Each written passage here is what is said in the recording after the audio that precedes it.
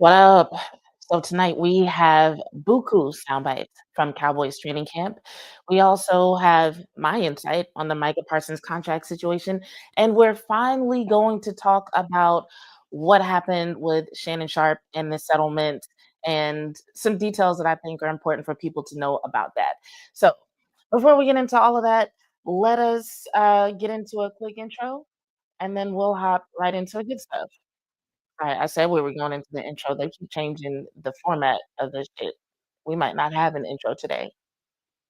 Here we go. Queen bitch, supreme bitch. I'ma stay that bitch.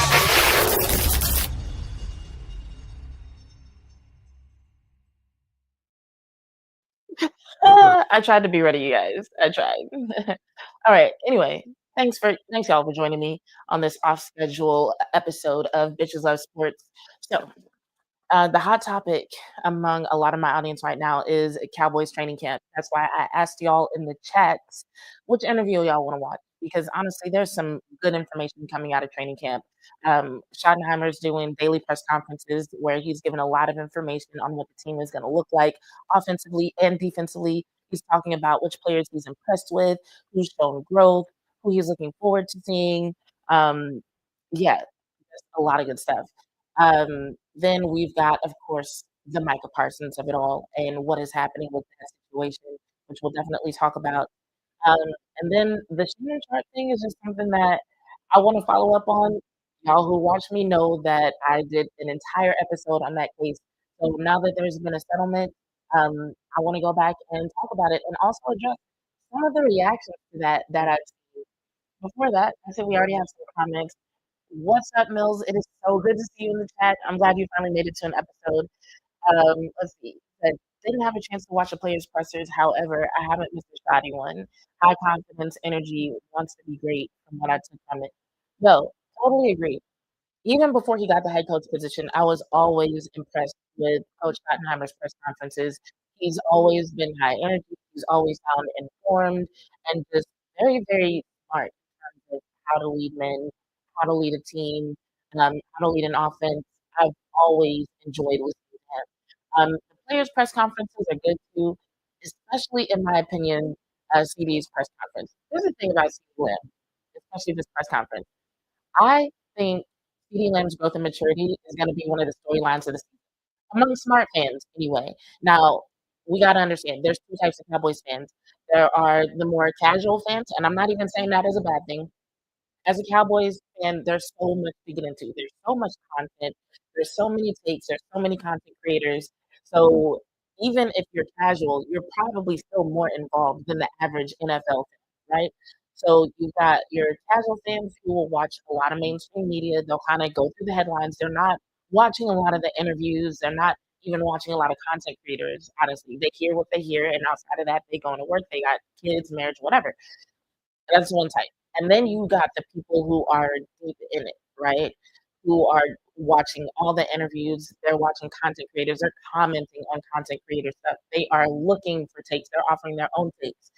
Um, and so when I say CeeDee Lamb's growth and maturity will be a storyline among smart fans, what I'm talking about is the people who are involved enough and who are attentive enough to understand how this will affect the team. And when it starts to affect the team, they'll be able to see it.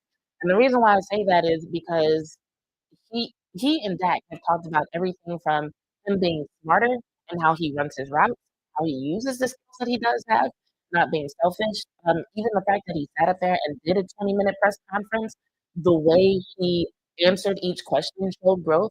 Because I remember a young rookie, CeeDee Lamb, who was asked a lot of questions because he was already one of the most popular players on the team, but you could tell he had a little bit of trouble formulating his answers. You could tell he didn't really want to be asked questions. Um, this version of CeeDee Lamb that we're seeing now is comfortable in front of the cameras. He's comfortable in front of the mic. He knows how to answer questions. He's giving good answers, and they're genuine. It doesn't sound like any of this is for show. These sound like genuine responses about what he wants to bring to the team and things that he's learned about his role and his contributions that will affect not only how he approaches his game, but it'll trickle down to the entire offense. So I'm looking forward to seeing what his connections with that look like. I'm looking forward to seeing how he and GP are going to be used. I am I've been a CeeDee Lamb fan for the longest. Y'all know this. Well, anybody who's been watching me since 2021, you know this.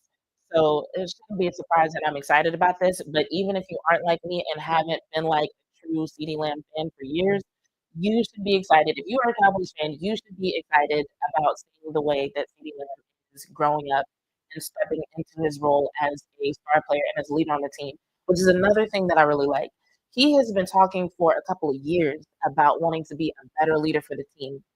And now what we're seeing with CeeDee Lamb is a CeeDee Lamb who is figuring out how to do that in his own way. I think when it was first brought up, there was concern among some people about the fact that he's not very vocal, and that there were some things about him that people honestly didn't like in terms of his characteristics and the way he carried himself that they didn't see as making him a leader. And I think now what we're seeing is he's not like all of a sudden like more vocal, but he's found a way to be more intentional when he is vocal. He's found a way to set a better example in terms of how he presents himself and carries himself, from the reports that we're hearing from training camp, and just from his own testimony in terms of what he's learned and how he plans to show up on a daily basis. So I'm super, super excited about what we're gonna see from Lamb this season and the difference that it's gonna make. Let me look at some more y'all's comments here.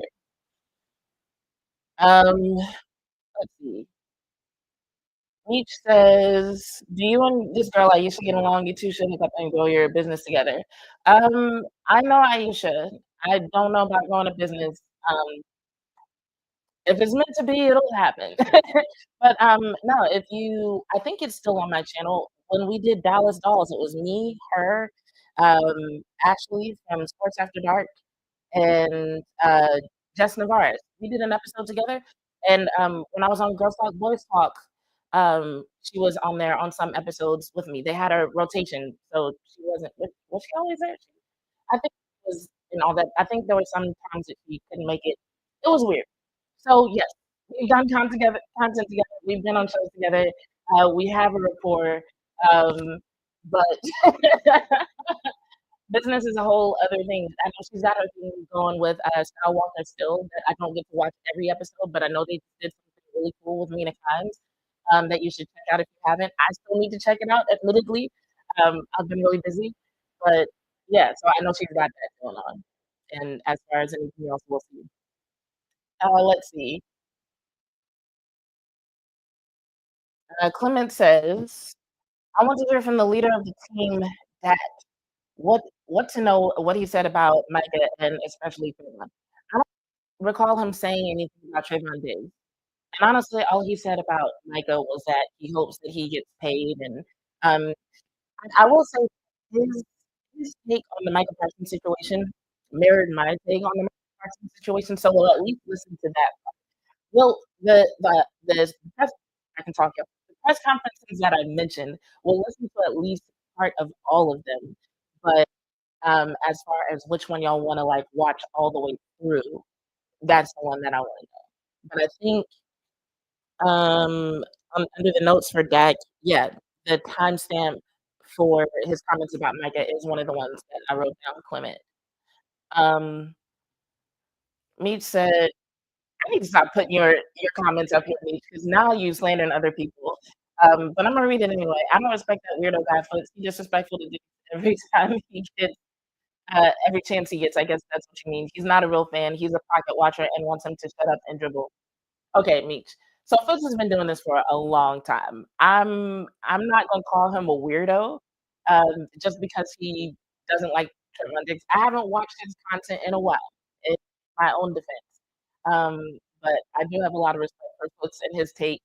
Now, there's a lot of people out here disrespecting Trayvon Diggs, unfortunately, and I would have to hear the takes to know, but I can't say that it's entirely unjustified. It depends on what you wanna focus on.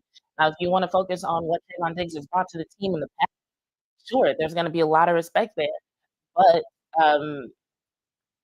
there has been a time period that is ongoing where it does seem like Trayvon is making more news because of disagreements and drama than making plays.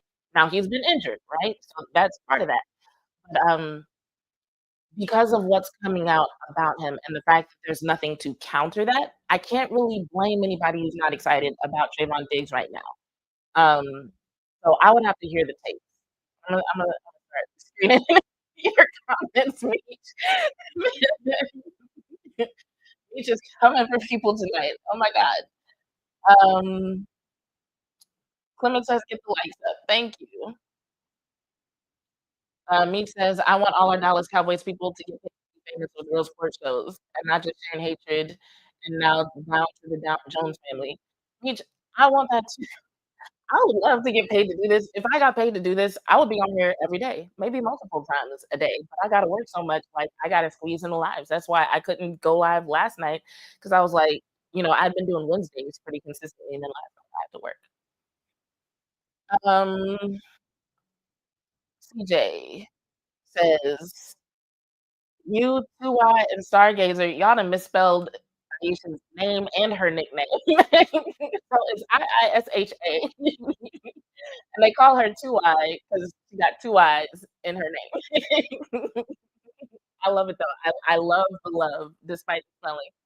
Um, but I agree. I agree that me, Aisha, and Stargazer would make an excellent combo for a show. Stargazer is fucking brilliant. If y'all don't watch Stargazer, I don't like I said, I've been busy. I haven't been watching every content creator like I did in the past, so my bad.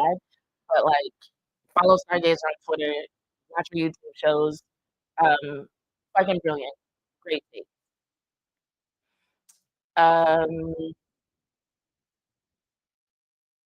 Mill says, "In business, you recognize a lot of different energies that don't match your beliefs sometimes. Stay true. Good shit coming." I don't know who you're referring to, but agreed.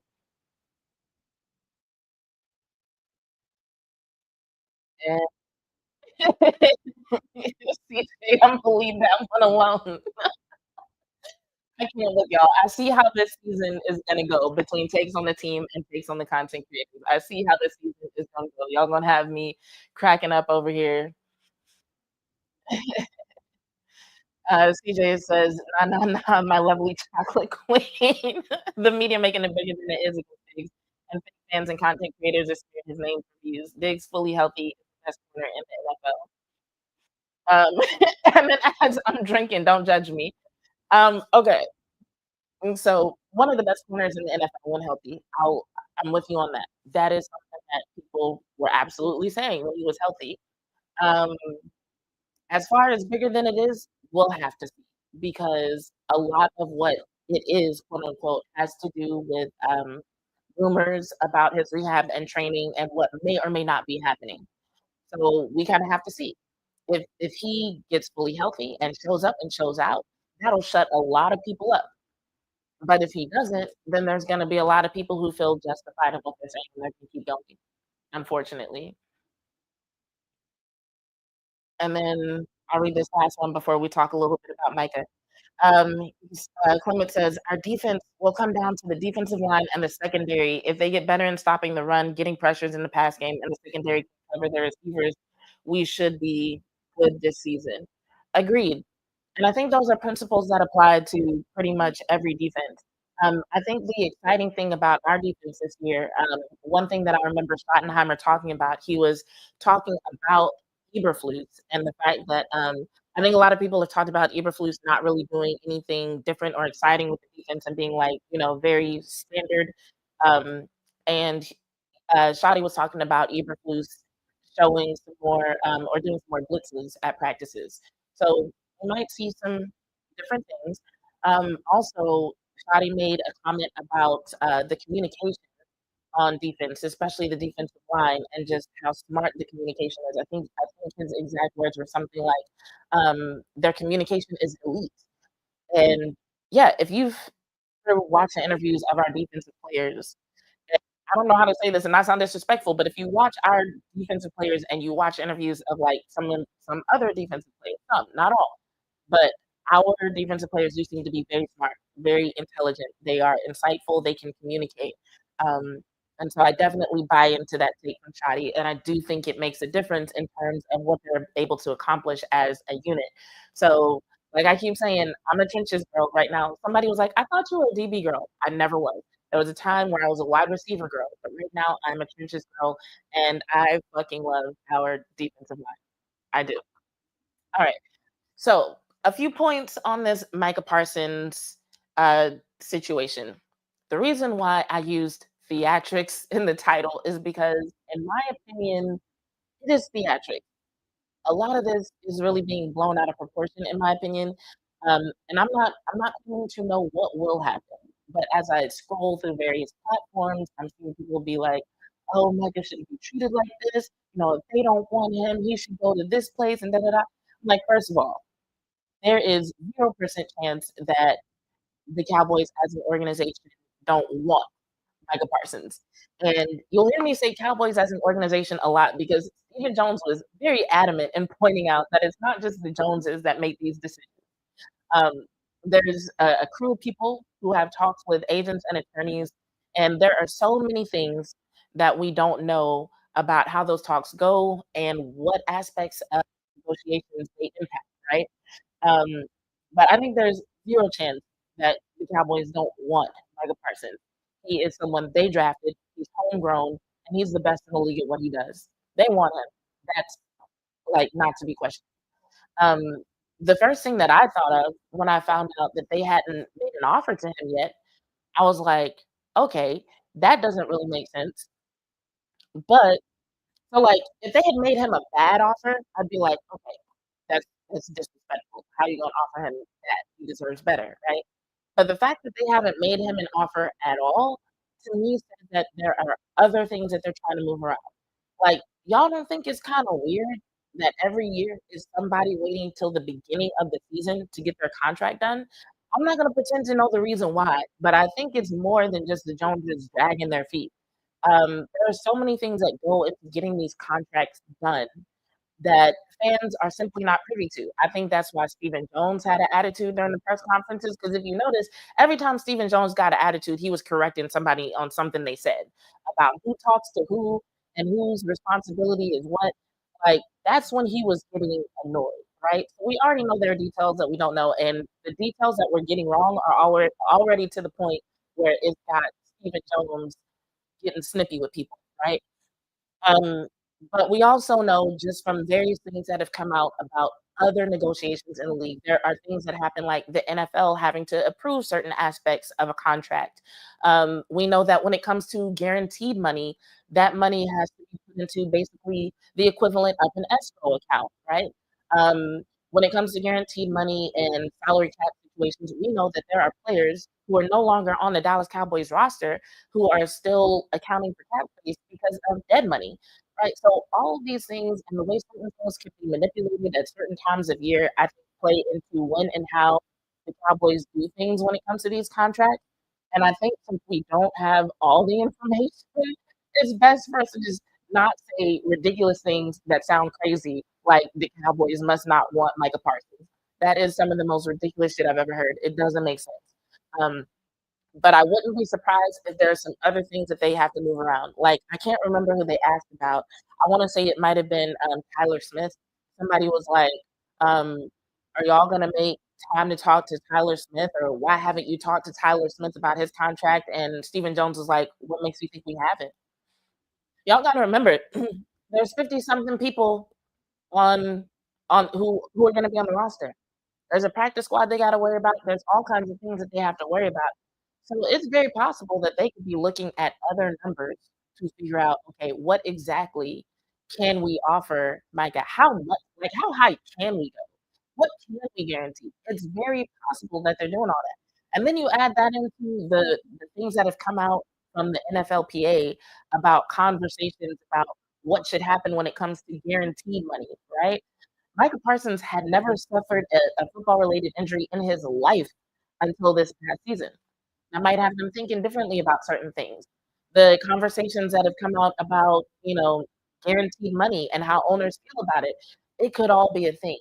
So I think we just need to take our, this tunnel vision that we have on Micah Parsons when it comes to his negotiations and think about how many other pieces and circumstances impact offer to one player, and then think about, like, okay, any of these things could be impacting the Joneses or the Cowboys and their ability to make an offer today. I'm not saying that means they're doing everything right. I'm not saying that means they're doing everything right. I'm just saying that there are reasons besides, "Oh, they're being disrespectful." One, could they be going about it another way? Maybe. Like I said, there's information that we don't know. So, I don't have enough information to say whether or not it would make sense for them to go about it a different way. But we do know that there are a ton of other circumstances that impact these things, and so we just need to take tunnel vision, expand our minds, and just chill the fuck out. But, that said what I was thinking on this topic in much more succinct words. So let me go ahead and put up that soundbite, and then we'll get to some of y'all's comments.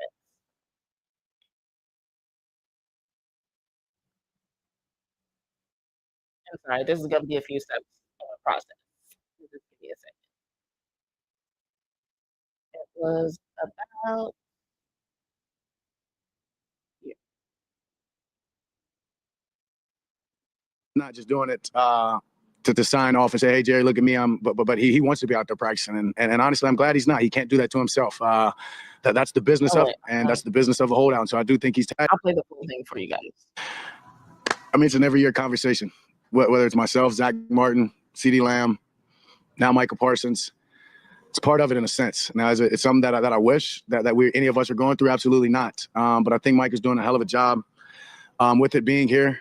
He's a great teammate, showing up, obviously not just on the field and being focused, but whether it be in the camaraderie, hanging out, dinner. He's not just doing it to sign off and say, "Hey, Jerry, look at me." But he wants to be out there practicing, and honestly, I'm glad he's not. He can't do that to himself.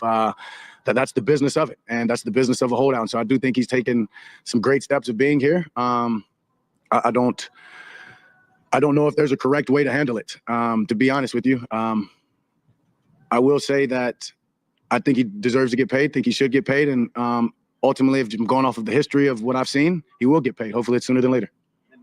With the offense and the changes and stuff, Shotty's talked about not being.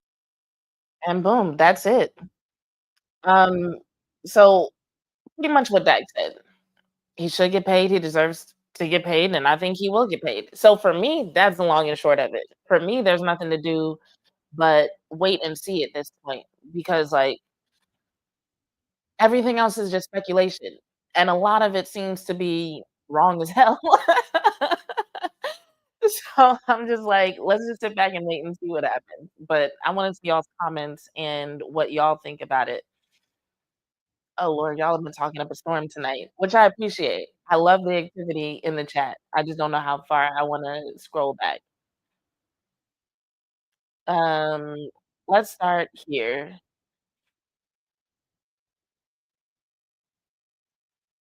Niche said, "I've been out the hospital watching all videos for 2 months." Good. I'm glad you're out the hospital, and I see people hating on Diggs for no reason. Like I said, I think it depends on your reasoning. You're right. It has become the popular thing to do. And I do think people go overboard. Like, I think it's enough to simply acknowledge that there were some questionable habits in terms of his rehab and training, um, and move on. Constantly attacking him is not necessary, especially since there's no new information. It would be different if we were already in the season and, like, week after week, we were seeing him just do something, like, fucked up or terrible. But it's just like, the Joneses said what they said about his leadership or lack thereof, but for the rest of us, like, we don't really have a reason to, like, really be attacking him like this. I haven't even seen anything come out of training camp that suggests that he's, really fucking up over there or anything, you know? It is kinda weird. Let's see. Mozzie is gonna show his golden man strength this season. I'm betting on it.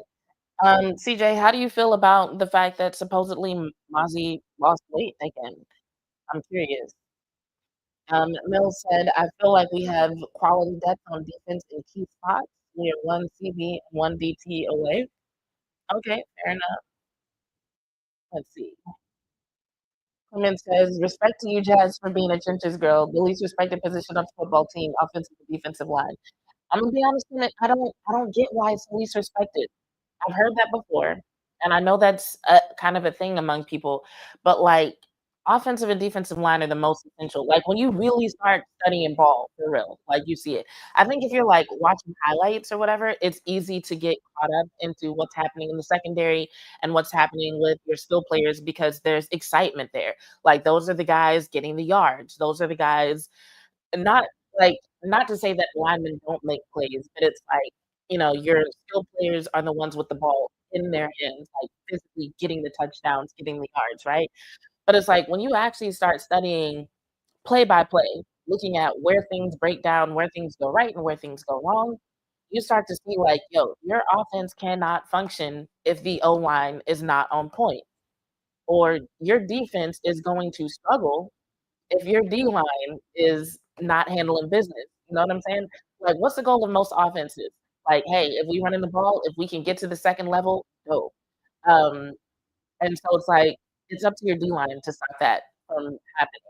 It's up to your D line to put pressure on the quarterback to make them make mistakes when it comes to their throws.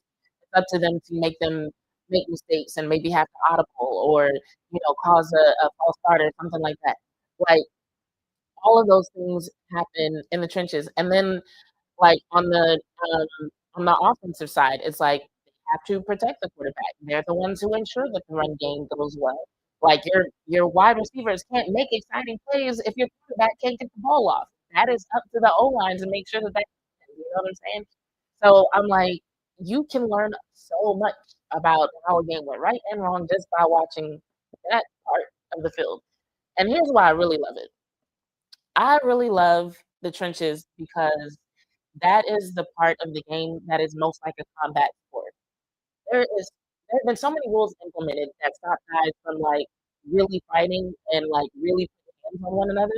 Like, with wide receivers, it's like pretty much as soon as they're touched, it's over. Like, there's not a lot of, like, sometimes there's some hand fighting there, on routes, but, a lot of rules that allow them to even be hard, are gone. A lot of that is prohibited. Um, in the trenches is where you get to see guys, like, fight for real, like, ongoing, like, until that whistle blows, my hands are gonna be on you, or they should. But it's like until the whistle blows, like, we fight, we going at it. And so, like, to me that is very exciting. Like, do I still get excited about big plays by skill players? Yes. But do I also get excited about watching these guys stand across one another and see, like, who's stronger, who's gonna dominate who? Um, yeah, if you know what you're watching for, that is some fun shit to watch.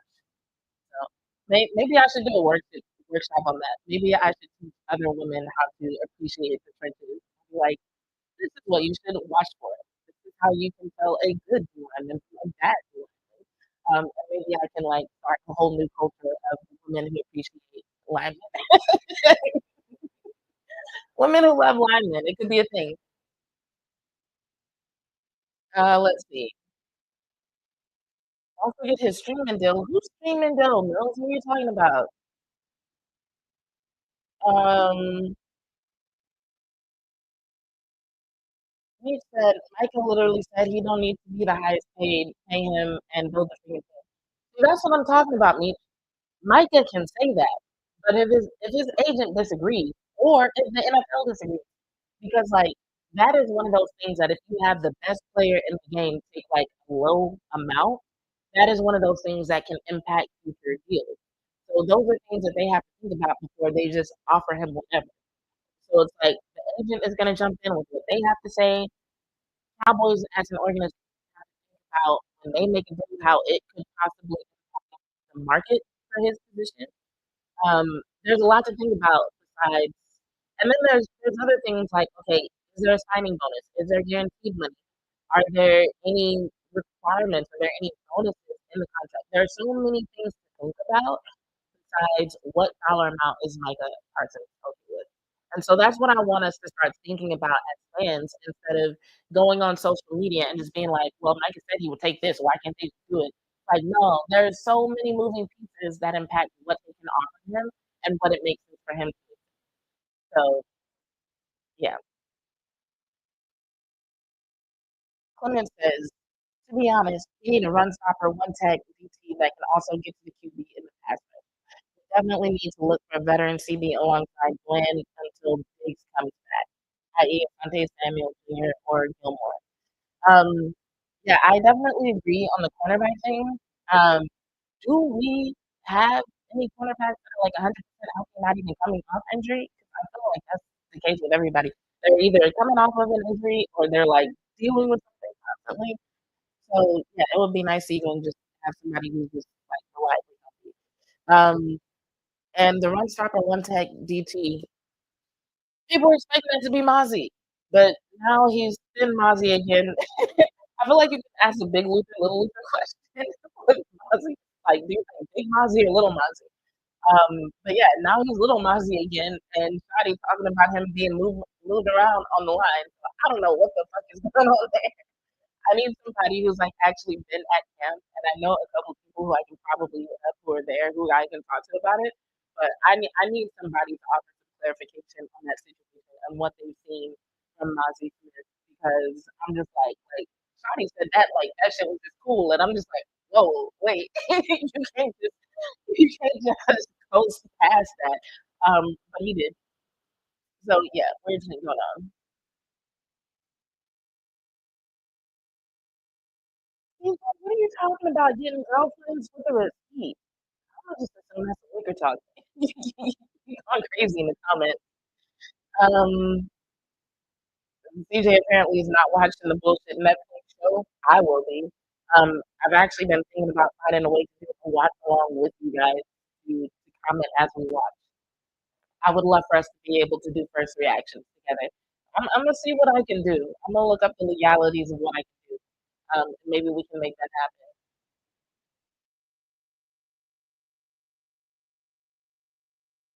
CJ said, I really don't like that Mozzie lost weight, honestly. But as long as he is building strength and technique, I'm just speaking life and fire into our players. There we go. I love it. Scan Quinn, I think you mean Ben Quinn? Um, what are you calling this man? Sold us out in the playoffs and people still praise the traders. Support who here? Okay.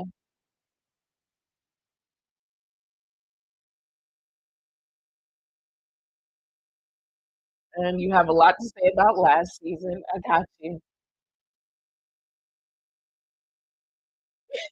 CJ calling Mike McCarthy a double agent. Okay.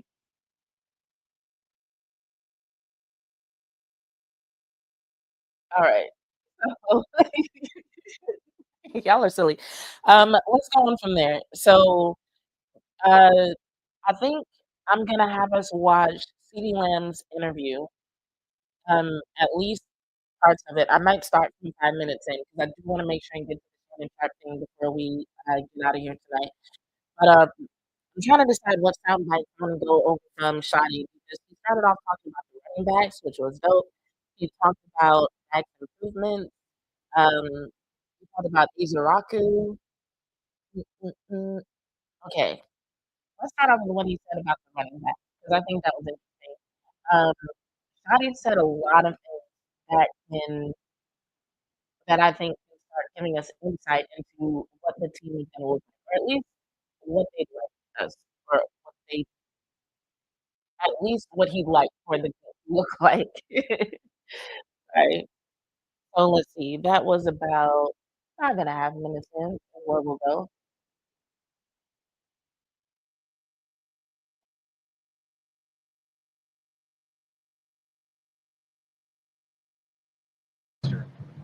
Do you see an offense where you have to have two backs philosophy-wise for these guys to be fresh throughout a game? Or do you even see a scenario where you have three backs that you alter throughout? Yeah, again, we probably played too much into this last year. Of course, I'm talking about myself and Mike in terms of running back by committee. And, look, at the end of the day, it's early. If we have a guy that clearly wins the starting job, then he'll be the starting guy. Is he the bell cow? Like there's all these cool words that go with, oh, he's a bell cow or he's the man, he's the stud or whatever. Let's let these guys compete. And it does take more than one. It usually takes more than two. You talk about, Hunter Lepke, is he one of the two? Well, shit, he plays a bunch of football for us and really, really like the young guys that we drafted. I talked about Jaden the other day, Phil Maffa. I just didn't see him in the spring, and now I'm seeing him. I really like what I see. He's doing a great job. So we're not ready. We're a long ways away, and I love that you asked the question, but we're a long way from knowing what this is going to look like. And in a 22-game season, whatever it ends up looking like, you're going to need all those bodies. Wildcat yesterday. So, he acknowledged what happened last year with the running backs, which for anyone who was paying attention last year, there was a whole running back by committee thing. And then eventually they had one running back kind of take the forefront and take the lead and get most of the yards. But he admitted that they leaned into it too much, which is big of him to admit. And he talked about what it's going to look like this year. Now, what's interesting about what he said there is that he didn't exactly say they weren't gonna do running back by committee, but it's more of like an if someone does present themselves as like, okay, they should be the leader, then they'll be the leader. But he says they're a far way away from that. They're a long ways away from that. So I think if I had the opportunity to ask a follow-up question, my question would be like, what happens if nobody steps up and takes that role? What happens if nobody stands out in that way? Do we end up with another running back by committee situation? Because he said that he felt like they leaned into it too much, right? But he didn't say that he wouldn't do it again if it was necessary. So that's kind of my question is like, okay, how do you determine if that's necessary? Or even if someone hasn't like separated themselves from the pack in a big way, how do you know if who should be the lead back in that situation? So I'm just curious as time goes on, are they going to be looking for a lead back regardless? Are they going to fall into the running back by committee thing if nobody does? It'll be interesting to see what happens based on what he said here. Because I'm like, I understand. Also, like, what does he mean by they're a long ways off from deciding? Because for a lot of us, looking at it kind of feels like the season is around the corner. It kind of feels like you would have an idea. So maybe he's just not telling us who that is, or are they really that far off from deciding? Now, granted, they're in training camp; they haven't even put on pads yet, right? So there is a lot to see in every position. Um, but yeah, I'm just really curious about what his criteria is going to be, especially considering that in another part of this press conference, he talked about the fact that they might do wildcat formation at some point during the season. I don't know how often, but he did mention that it's going to be a thing. So it's like, okay, is that going to be part of your criteria? Making sure that whoever ends up being the lead back is somebody who can also play that particular role. I mean, we all just wanna know what to look for. One thing about Cowboys fans is that they love holding people accountable.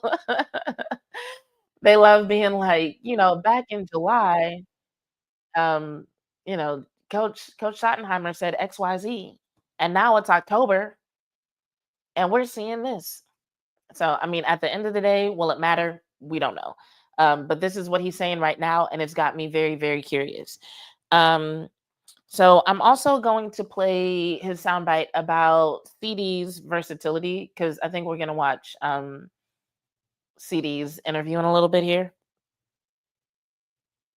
And so I think that was about here. And in the slot, and what's the biggest advantage? Obviously, I know it's about lining up in different spots, creating mismatches, but how much of a challenge is that for him, and how many guys have you been around that have been able to do it the way he does? The reason I looked away, I was thinking, So in case the question wasn't loud enough, the question was about having a player like CeeDee who's so good at playing, like basically lining up at different places. A name doesn't pop into my mind that was as proficient at doing it, but he's done it since I remember being here as a consultant. They were able to move him around. And when you're able to move them around, it's obviously a great advantage for us. But I'm going to take it even a step further. The fact that we do that with him has helped Cavante Turpin learn, I need to learn the system and be able to be moved around, because look at them moving CeeDee to go catch this route over here, that route over there. So Turp has learned that, and now we can move him. We're in the process of doing that with GP, where he's not just, like I said, lined up at X. So there's a powerful statement when you're able to move your best player around and he's going to these different spots, because it paints a picture to these other players like, well, if I need my touches, and if they can move me around because I know the system so well that I can line up at any spot they put me, that is really important. And the guy that feels it the most is the guy that's throwing the football, and that's Dak. And so he's special. I love it when he refers to CD as their best player. But no, what stood out to me about that is that he talked about how what CD does is a good thing because it sets an example for other players. Coach Schottenheimer seems to really value versatility. Like if you can line up in multiple places, then you're valuable to him. So I think that's something we can look forward to this season in terms of seeing other players do that, because he mentioned that it's become a thing for Kevontae Turpin. I wouldn't be surprised if GeorgePickens ends up doing it as well. Because think about it from this perspective, right? So Shotty is talking about CD and possibly other players being able to line up in different positions. Now, his press conference from yesterday, which I'm not playing today, but go check it out. In his press conference from yesterday, he talked about shifts and motions. And he was talking about the difference between shifts and motions and that they want to use both. And he was like, when we're in motion, we're still in motion when the ball is snapped. And so the defense doesn't have an opportunity to reset. But whenever we make a shift, they do have an opportunity to reset. But you got to be smart when using those things as well. So what we're hearing is that he's placing value not only on versatility for certain players to be able to line up in different places, but he's also placing a value on shifts and motions, which for those who had a problem with how static they were last year, that's something else you can look forward to. Because Shotty was like, I don't like playing static. He said those words verbatim, like seriously. He said, I don't like playing static. And then he started talking about the shifts and motions. So I think between CD having this ability and apparently other skill players learning this ability to line up in different places and to be able to accept the ball from different places, I think we could see some interesting things in terms of how the offense looks when they first go out there to and as opposed to what they end up looking like once the ball is snapped or as the ball is being snapped. I think we might see some interesting things there if some of the other skill players end up being able to take off from different places the way CD does. It could work. Meech said, I heard there's a Raider defensive tackle that's cut today, but is he good for us? That part, I don't know. I did hear what you heard, Meech, and I was curious, but I haven't had time to look into it. Mills said, Meech, linebackers great, edges are great. Osa is solid. Yes, he is. Elam has potential. Bland, Thomas, solid. Flus has to play our others to their strengths because Wilson is a thumper. Watch out for player cuts. That is one interesting thing that's coming out of Micah not practicing. Is Azaraku is getting a lot of reps, and people are liking what they're seeing from him. Mills says Wilkins from Raiders is a gamble. His foot injury could be crucial. However, he was productive. If he can take a pay cut and shake back, it could be a gem. You sound like you're thinking like Stephen Jones, Mills. All right. So from there, let me go back to Dak's video. I'm going to play what he said about CD, and then we'll look at CD's interview.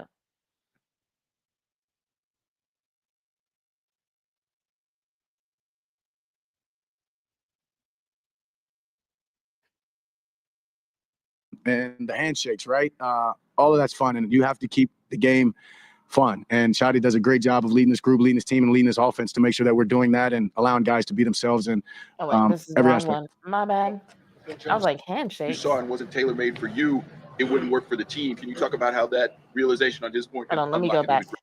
So I'm going to go back a few seconds. I want you to listen to this question and what they said about CD's comments about performing in a way that actually helps his quarterback. And CD is going to mention it in his press conference, but I want y'all to hear Dak's response to it.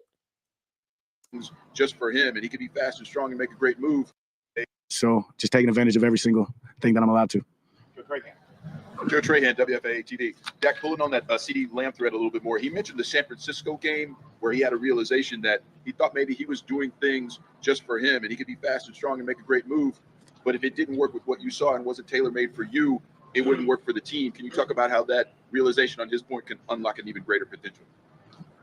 Yeah, I mean, he understands the true connection of it. And I think if I had to guess what he meant in that, right, is, yeah, I can go out there and I can route a guy up and boom, get open right now. But if I'm number 2 or 3 in the progression and I'm open now, what does it really matter? And I think that's to his point, is if I'm number 3, you know, I'm going to get my depth. I'm going to get all the way to the top of it. And then I'll break the guy off to make sure, you know, that I'm there for Dak. Or if I'm number 1, I'm going to win now. You know, it is the time to win now. And I think as much as anything, him noticing that is going to be contagious to all the other guys. And not only contagious, he's going to make sure he's leading and communicating that to the other guys so they understand the importance of it. And when people under the players and receivers understand the importance of that's when it all clicks. And that's my point of, you know, whether George and that connection, you know, it's a system and it is plays. And so that connection comes from knowing where you are in the progression, when you're supposed to be there, and getting there at that right time of when I get to you. And whether, you know, I got to you or not, being able to coach off of it, go back and look at it on the film, because when we do get to that progression, we're going to need you. And so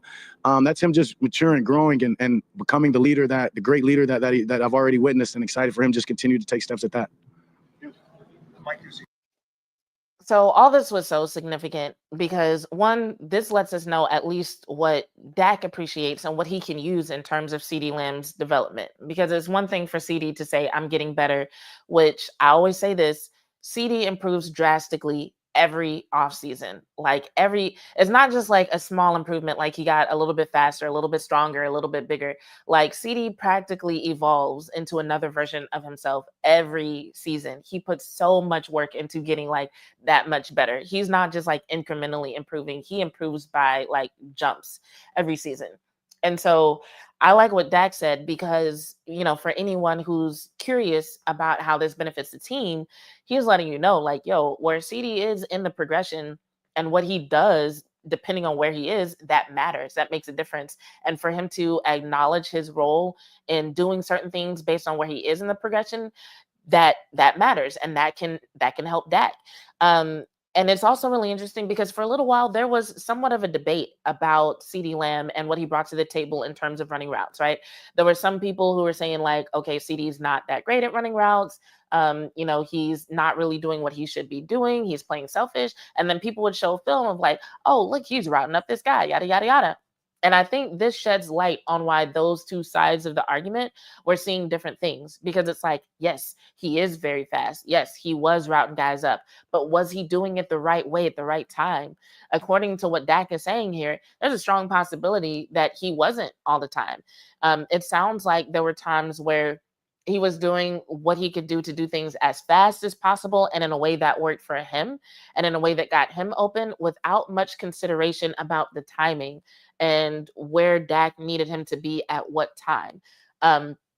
So, I mean, it's like, if you thought that they did well before when they could get on the same page and get in sync, with CeeDee Lamb having a whole training camp to get on the same page with him and find chemistry, and, you know, depending on his role with GP on the field and everything, I think we're going to see even greater things from Dak and CeeDee.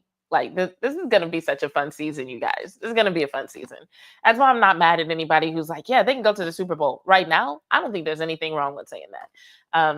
I'm like, we're just hearing such great things about, you know, just their development, which, granted, we always do during training camp. But I feel like what we're hearing about the chemistry in the offense specifically, and what Shotty is saying about how he plans to use certain people or about what he wants to do differently than last season, I feel like there's a lot to look forward to. And at minimum, as a Cowboys fan, you should be looking forward to a fun season. So on that note, let's go to CeeDee Lamb's press conference from yesterday. We're going to start a few minutes into it. We might skip around. But I'm going to start at about 3 minutes in, where he's talking about his own growth.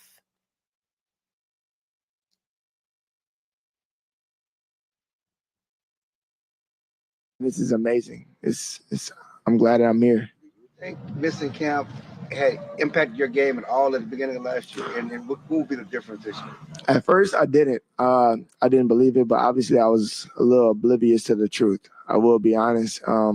It's just, I can be as strong, as fast, as explosive as I want to be. But if I can't control it to where Dak understands how explosive or how in and out my breaks I can be, I think I did that essentially just for me. And it's not never just for me. I have to do things to his tailoring, essentially. Just making sure that he's enjoying, he's seeing the right things, he's seeing my breaks, it's defined routes, it's small things, man. It's critiquing myself, not slipping on some of the routes, just having my foot right, things of that nature. So like just being available for my team and being here, being able to lead, being able to tell guys right from wrong, things of that nature. Like I feel like the small things that I could have done last year, obviously not being here because of my situation, but that's neither here nor there. I got it done. I'm happy to be here. I'm able to lead my troops again. It's good. First of all, let me get my fangirling out the way. I love the grill. I love it. It's gorgeous. It's fucking gorgeous. I love the grill.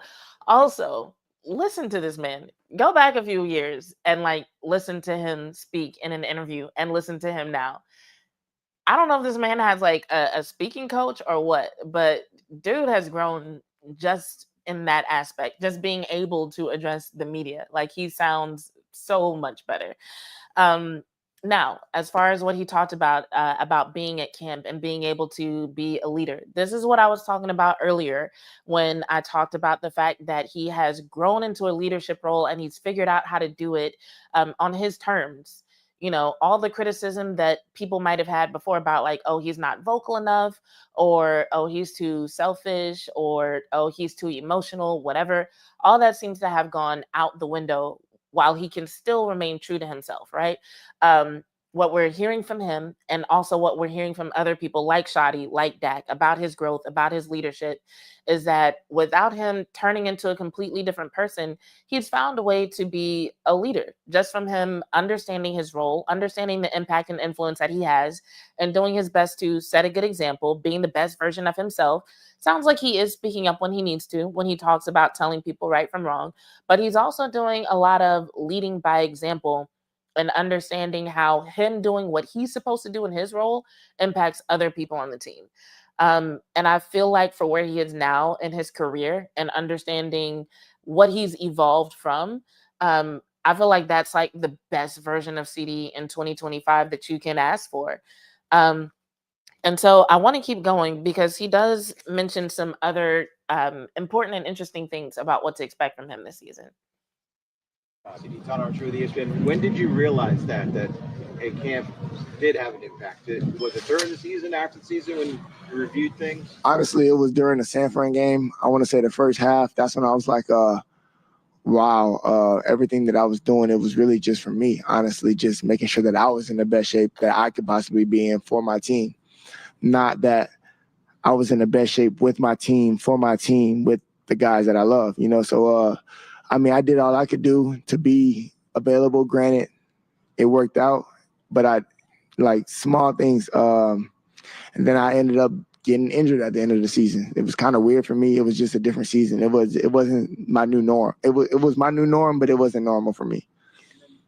Obviously, we know you move around a bunch, different spots, slot, outside, running back even. What type of mental challenge is that to figure it all out? It's not a challenge for me, honestly. I love playing ball. I'm very comfortable in all three positions: receiver, inside out, and then occasional running back. It's my ability to show my gratitude to the game, give effort, and just make a play whenever I can touch the ball. The Athletic, after your big run, you and George had a celebration. How long have you guys been working on that? Is there any description that you can share on what that was? Nah, I don't want to give any description, but as far as working on it, it took us 2 days. Hey, do what you want with that info. Why do you think that you guys have, at least from our perspective, it looks like you guys have clicked, you know, like you guys have a genuine bond? Why do you think that that's happened? Honestly, it's just the type of receiver that we both are and that we see in each other, and the expected greatness deserved. And the people say he isn't, and I feel like he don't get enough credit for being. And he has all the intangibles. He's a great receiver. He's a great knee, you know. And So he's talking about George Pickens right here. And I like the fact that he refers not only to what George Pickens brings to the table on the field, but also the intangibles that he brings. Um, I feel like when it comes to being misunderstood as a person, if anybody can relate to what George Pickens might be going through in terms of his image, CD 100% can. He has all the intangibles. He's a great receiver. He's a great person. He's everything that the people say he isn't, and I feel like he don't get enough credit for being who he is. But you never know the type of situation that people are going through. So just being so quick to put a narrative on something that you don't really fully explain, like understand yet, I feel like it's kind of jumping the gun. But as for GP, man, he's a hard worker. He wants to be great. He's wanting to learn, and I love that the most about him because I'm the same way. Like if there's anything that you see in my game that I feel like I need to work on, let me know, and I'll think about it. I'll have it in the back of my head, and as I'm watching this film, and we go over it together, I have that in my mind, and he's the same way. So just being able to relate to him is probably the best thing for me, and obviously for him, and in the end, it's going to be the best for us as a team. Harris, Full Star Telegram. I know last year was pretty tough for you. Getting George in, do you feel like there's been a switch in energy in your personality, your game because of his arrival?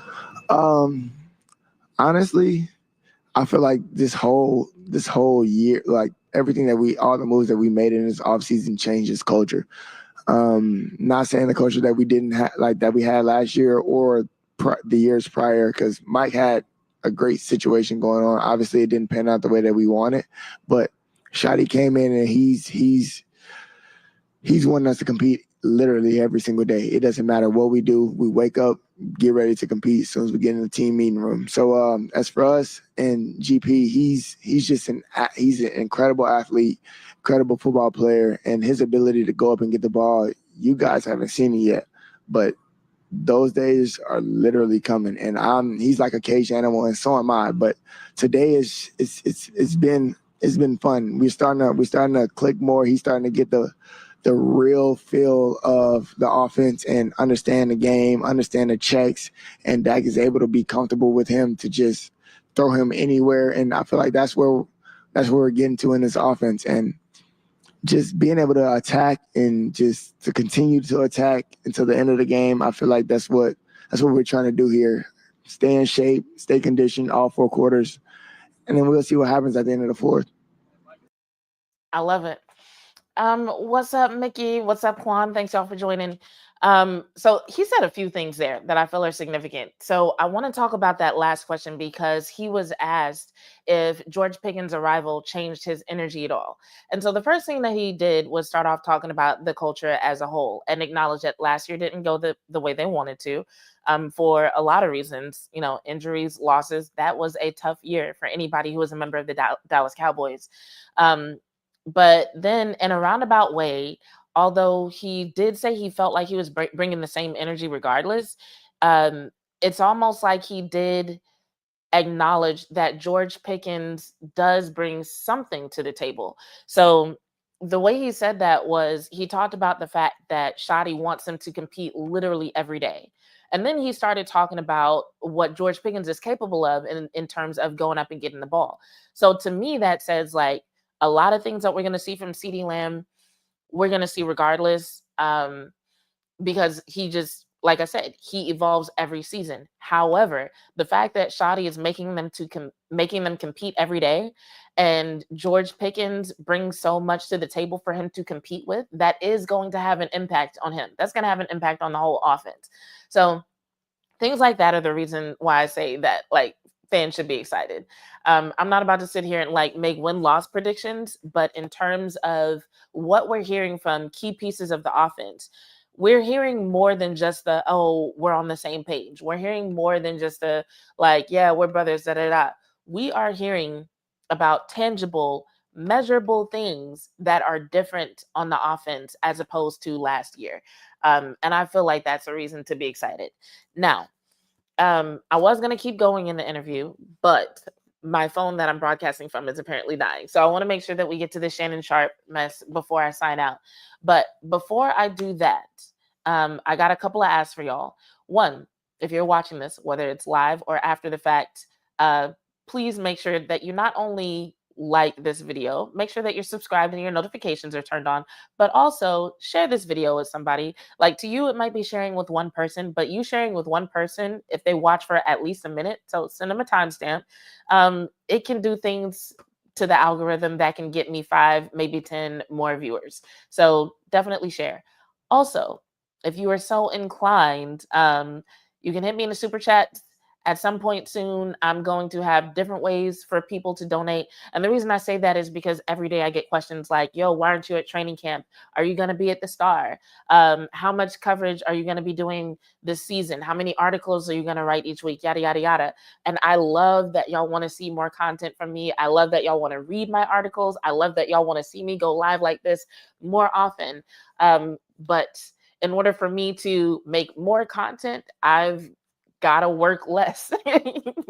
There are also upgrades that I want to make to my setup so that I can bring better content to you guys. And so until some major company decides to cut me a check, if you do want to support me in that way, I would very much appreciate it. So I know YouTube has not only super chats but gifts now.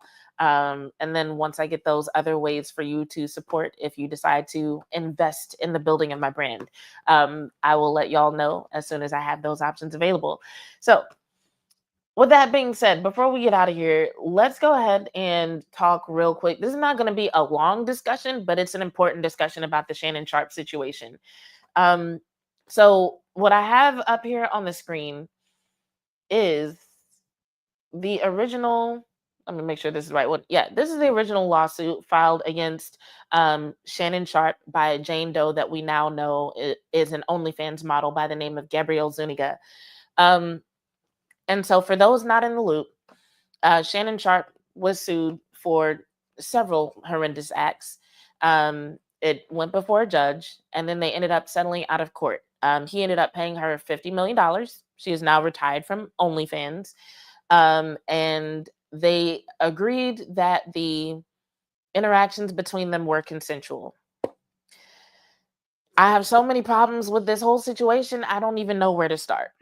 So I'm going to start here with the most serious point, which is that they are now agreeing that it is consensual. However, she charged him with actual rape. And I'm putting that out there because, like, I've seen some articles say that, he was charged with sexual misconduct and sexual battery. Like, no, I'm about to show y'all something. So if I control F here and I type in the word, it shows up 6 times in this document. So this wasn't a situation where it was like, oh, it was sexual misconduct. No, she outright said she was raped. And then after she got a $50 million check, it became consensual. And that led to 2 conversations happening. On one side, you have people, talking about the fact that, like, oh, it's consensual when you get paid. And actually, I'm going to address that second. Actually, I can address these 2 things together. I told y'all I had so many thoughts on this. I didn't know where to start. That's an issue. Just put a pin in that. That's an issue. And there's one side that has been discussing that, like, yo, what happened? Because it's one thing for them to settle, right? Because you can settle. And it was, the case was dismissed without prejudice, meaning she can't bring this back to court, any court, for any reason. So it's one thing to settle so that you don't have to go through a trial, go through court, yada, yada, yada. But it's another thing to settle and say it was consensual, which makes me think that might have been part of the settlement. The other side of the conversation that I do have a problem with is I started seeing so many posts by women especially. And I'm not saying that only women should be, talked to about this. There might have been some men saying it, but I'm saying I only saw this from women. But it was women saying, like, basically congratulating her for, quote unquote, getting a bag. Now, here's my thing. Shannon Sharpe asked her to sign an NDA, and she didn't. He knew that. He still decided to mess with her, right? If this were a situation of blackmail due to the questionable nature of their interactions, because according to testimony and evidence that was provided, it sounds like there was some consensual non-consent in there. It sounds like there may have been some race play in there. So I can understand him not wanting that information to get out. So if she was blackmailing him, I wouldn't necessarily approve, but I'd be kind of like, he took that risk. That's on him. But she took him to court claiming that she was raped and then said that it was consensual. And you've got women congratulating her. And my thing is, if she can do something like that, that makes it harder for people to believe real victims. Because we already have a society that doesn't want to believe women in the first place when they say that they've been assaulted, when they say that they've been raped, when they say that men have been aggressive with them. We already live in a society where people are less likely to believe those women. They question, well, what did you do to provoke him? What were you wearing? You led him on, yada, yada, yada. You should have known he expected whatever, whatever. People don't like to believe women in these situations as it is. And every time one of these situations happens where a man is brought up on charges or they are sued for some sort of, sexual crime, sexually violent crime, whether it's battery, misconduct, rape, whatever, every time this happens and it turns out to not be true, that's how this looks on paper. Because I'm like, is it possible that it was rape, but during the settlement, she agreed to say that it wasn't? That's possible. But on paper, what it looks like is that she filed a lawsuit claiming she was raped, and then her story changed once she got a check for $50 million. That does not help other women. And it's one thing for one woman to do it for $50 million. I don't know what her situation in life is to where she felt like she needed that or deserved that. But it's another thing to have thousands of women all over the country, millions of women all over the world congratulating her for this. Like, this does something for women. Like, this helps women in any way. It does not. This is not good for women. This is not even something that most women can do. Most women, especially most women who have experienced sexual violence, are not in a position to get a $50 million check for it. This is not something that we should be celebrating as something good. It does not help women. It does not help men who, like young men these days now more than ever, need help understanding the principles of consent. Hell, young women now more than ever. People, not even young people, every fucking body needs help understanding the principles of consent. Because as I be in these various groups and conversations on social media, I'm like, y'all don't fucking understand how this works. Y'all are out here fucking and you don't understand things like consent and how people's bodies work and just interpersonal relationships. What the fuck are y'all doing? Like, people are like, the dating pool is trash. Like, I'm like, people are fucking trash right now. Since the pandemic, people have not learned how to socialize, how to communicate, how to handle conflict, how to deal with situations they regret, which is sometimes what sex is. Sometimes you might fuck somebody and the next day be like, God damn, I shouldn't have done that. That's not rape. You know what I'm saying? Like, there are just so many problems. But to have the conversation about what is acceptable and what is not muddied by women who somehow think this is a good thing, who somehow think this is a cause for congratulations. And I want to look up some other words here because, you might be like, oh, well, this is a how many page document? Rape was used 6 times. The word force used 9 times. The word, so violent, which is violent, violently, violence, was used 4 times. So all up and down this lawsuit, Shannon Sharpe was accused of violence, of rape, of taping her without her permission. Hold on, let me see if I can scroll through the charges again. The claims were, so manipulating her, saying the relationship was manipulated. So she's saying that he stalked her at the gym, made her uncomfortable, and manipulated her into a relationship. She talked about his violent, aggressive, and controlling nature. She talked about him becoming abusive. And that's when she first mentioned her being afraid and intimidated into being raped. She talks about, this quote, I'm going to make it so no man will want you again, as he was raping her. She said he told her that, right? Mentions rape and sexual assault again and refusing to wear a condom. So these are things that women actually have experienced, that they do experience, that they won't get paid $50 million for, and that they might be less likely to be believed about because of this chick. This shit is not okay. And while we can't do anything about Gabrielle Zuniga, as women, we can at least not celebrate this shit like it's good. It's not. And that's regardless of gender. I don't care if this was a situation of two women, which I have seen. It gets fewer headlines, but there have been situations, mostly with WNBA players, where a woman has been sued for or accused of like things like domestic violence.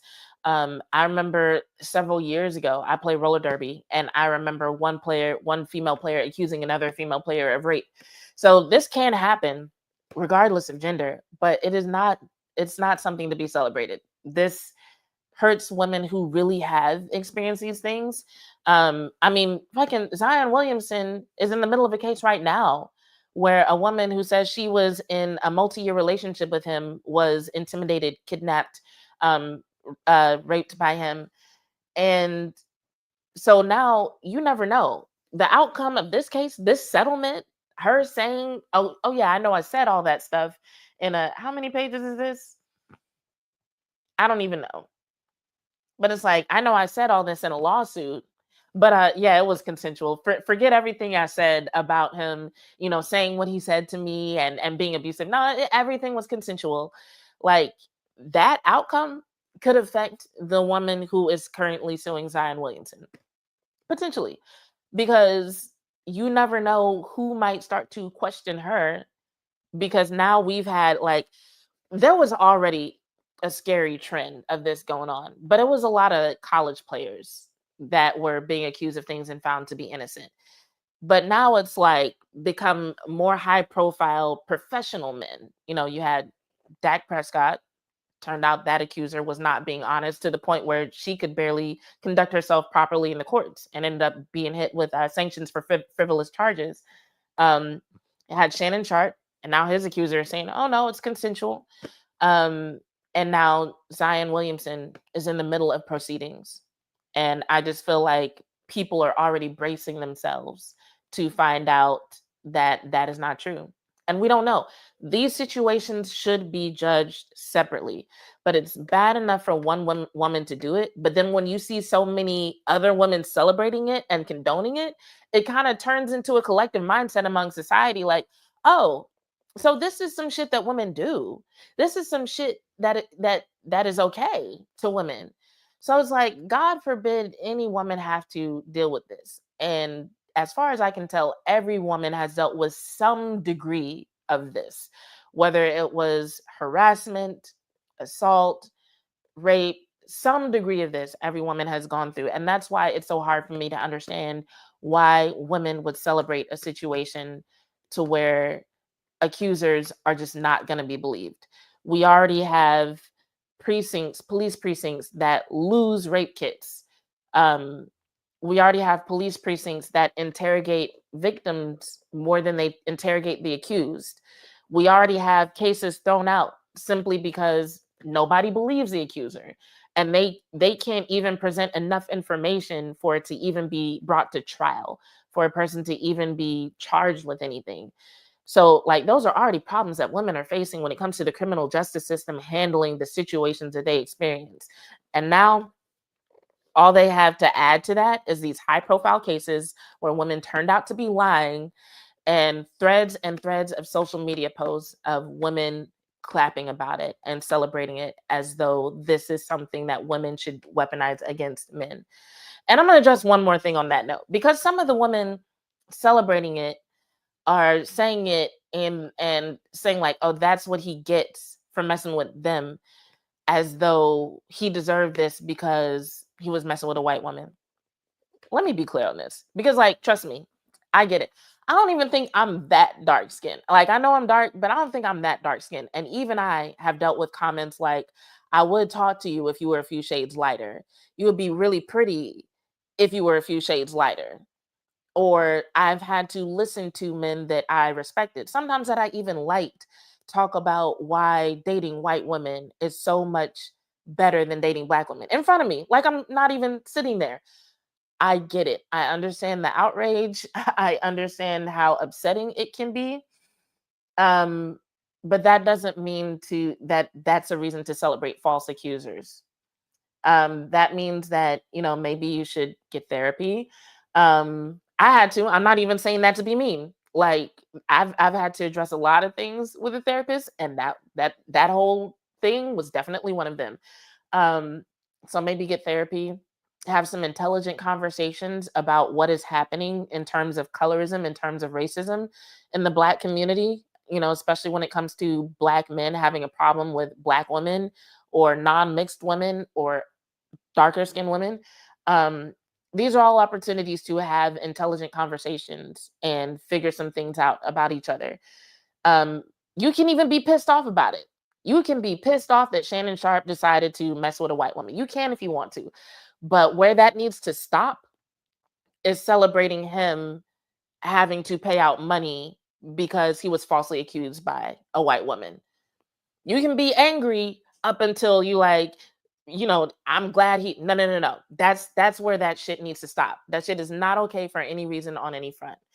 So I really just wanted to put that out there, wrapping up.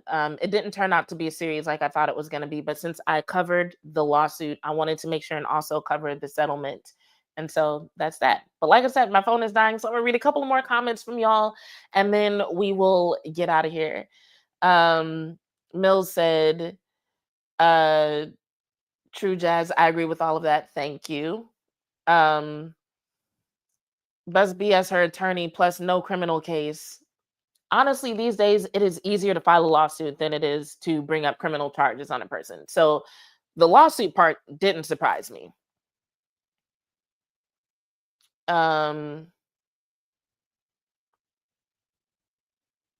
CJ said, Jazz, my dear lady, if you bleach your skin, I will be pressing full charges. No worries there. It's not happening. But I'm not going to lie. When I was a kid, I thought about it. Like, man, there were a lot of good things about the 90s, but the colorism in media was, oh my God, it was literally traumatizing. So yeah, and Mills said, man, you lovely and have a nice soul. Plug them. Thank you. I appreciate the compliments. But I appreciate y'all sticking around for over an hour. Next week, I should be back to Wednesdays. If for some reason I'm not, because like I said, I'm still working. I'm doing my very best to be consistent. In a perfect world, I'd be doing this every Wednesday night at 10:30. Actually, no. In a perfect world, I'd be doing this every night right at 10 or 10:30. In a perfect world, I'd be writing like 5 to 8 articles a day, ending my night with a live video so I could talk to you guys, not only about the Dallas Cowboys, but also about the Dallas Wings and other important sports stories. That's how things would be in a perfect world. In the current world, I do have to work. I do have to deal with life situations, and sometimes that affects my schedule. So I appreciate y'all keeping those notifications turned on and showing up when I show up and having these great conversations with me. So we'll see what we get to talk about next week. I'm sure there'll be some more sound bites from camp. Just make sure y'all check me out on Tuesdays at 5 o'clock. You can watch me here, but that's when I'm live on NTX Radio, and then follow up on Wednesdays with a late night live where we can talk about things like this. So on that note, I'm going to go ahead and get out of here. This has been another episode of Bitches Love Sports. I'm your host, Jazz Monet, and I'm out. You only think of us as a bitches when you intimidated. Put it that way. I think people look at a woman and she's an aggressive woman who's out to get what she wants to get. You know what I'm saying? Ambitious, and they want to say, when a male is assertive, this is what he wants. He's looked at as a strong male, but yet when I get it, I'm a bitch. Exactly. And if that's what I gotta be, exactly, to get what I want and to make it somewhere, then I'll just be there.